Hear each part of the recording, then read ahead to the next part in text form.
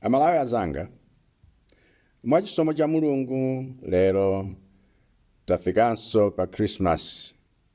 Nthawi ya Christmas ngati imeneyi mwina yakupezani muli wathanzi, muli pa ntchito, mutadya bwino, komanso muli ndi abwenzi ndi abale wokuzungulirani amene akufunirani zabwino ndi kusangalatsani. Kwa wena, Christmas imeneyi yafika pa nthawi yakuti muli kudwala, simuli pa ntchito, muli ndi njala, muli nokha, komanso maubale sali bwino.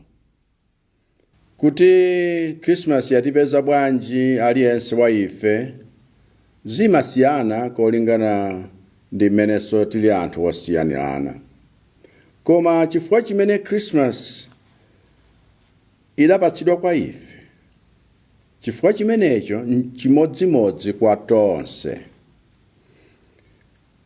Chifukwa buku la Yesaya 9 ndime 6, chifukwa chimene Mulungu adaperekera mwana wake kwa ife, nkuti Yesu akhale wolamulira wathu, wotilamulira ife tonse.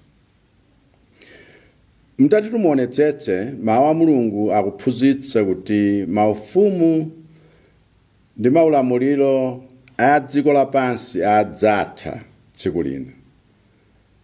Ndipo Mulungu adamtuma mwana wake Yesu kuti amange ufumu ngakhalenso ulamuliro kapena boma latsopano limene silidzatha ku nthawi zonse.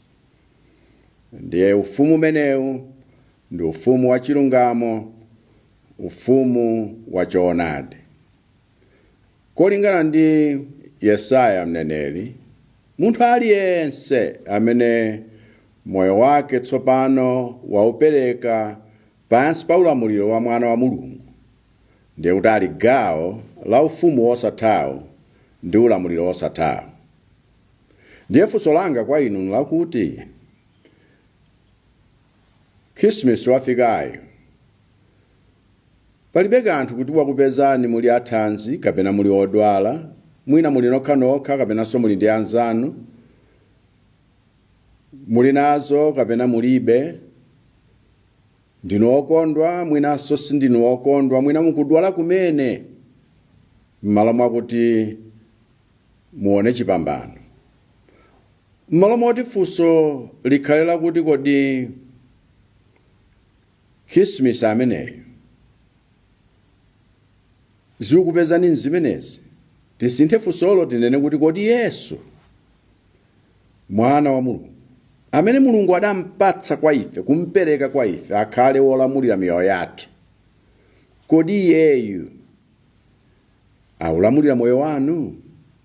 Ndipo ngati akulamulira, nikulimbikitseni kuti inuyo mugwiritse ntchito nthawi ya Christmas ngati ino kuonetsa chikondi, kuonetsa chilungamo, kuonetsa ufulu umene mwaulandira kwa ulere kuchokera kwa Yesu. Zimenezo muzionetse kwa wonse amene akuzungulirani. Koma ngati sali wolamulira moyo wanu, ndikukuyitanani mwapaderadera kuti mumuyitane Yesu akhale wolamulira moyo wanu kuyambira lero. Kuti mkatero mukhala gawo la ufumu wake ndi ulamuliro wake umene sudzatha. Ndiponso mudzakhoza kukondwera, kusangalala ndi zimwemwe zimene zimaoneka mu ufumu umenewu, angakhale maboma wonse ndi maufumu wonse a dziko lapansi atatha, komanso ngakhale tonse tafa chifukwa imfa yatifikira. Komanso mudzakhala okondwera ngakhale makrisimasi wonse atatha, woti simungaonenso ina kutsogoloku. Chimene muyenera kuchita nkungovomereza kuti Yesu mukhale wolamulira moyo wanga. Yesu, mundikhululukire zonse zimene ndachita mzaka zonsezi ndi njira zonse zimene ndatsatira zimene sizili zoyenera, chifukwa ufumu wa Mulungu si ufumu wa mdima ndi uchimo ayi. Ndipo muvomereza zimenezo nkunena kuti Yesu tsopano akhale wolamulira moyo wanu, mukhale gawo la ufumu wake wakuunika, ufumu wa chilungamo. Perekani moyo wanu kwa Yesu, kumpempha kuti akhale wolamulira moyo wanu, chifukwa Yesu ndiye khayo amene kubadwa kwake kudali kwakuti adzafe imfa imene inuyo ngakhale ineyo ndiyenera kufa. Adabadwa kuti tikhale ife ndi moyo wosatha umene Iye amapereka. Ine ndiye ndikhoza kuchitira umboni kuti ndapereka moyo wanga kwa Yesu, ndipo ichi nchinthu chimene mukhoza kuchita pa moyo wanu choposa china chilichonse. Chifukwa ngakhale ndine president amene ndi wolamulira dziko, kapena ndine wamkulu wa boma la Malawi, palibe chimene ndingachite kapena chimene ndingakhale nacho chimene ukhoza kuchiyerekeza mpang'ono pomwe mtengo wake ndi mphatso imene Yesu adanipatsa ine. Tsiku ilo ndapereka moyo wanga ndili ku secondary school kumtendere kuti Yesu akhale wolamulira moyo wanga.